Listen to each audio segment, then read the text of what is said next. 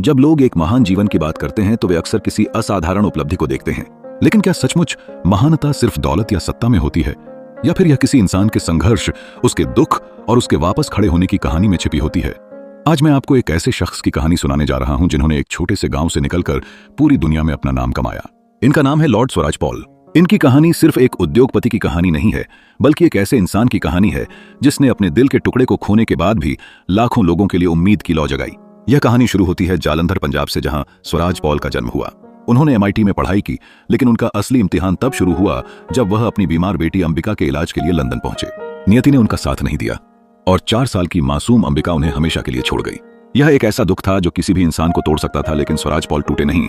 उन्होंने अपनी बेटी की याद को अपनी ताकत बनाया और 1961 में एक छोटी सी स्टील यूनिट से कैपारो ग्रुप की स्थापना की।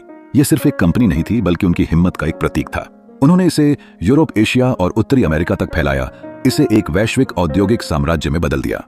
लेकिन उनका जीवन केवल स्टील और मुनाफे तक सीमित नहीं था। राजनीति में उनका प्रवेश हुआ जब उन्हें 1986 में हाउस ऑफ लॉर्ड्स का सदस्य बनाया गया। उन्होंने ब्रिटेन और भारत के बीच पुल का काम किया।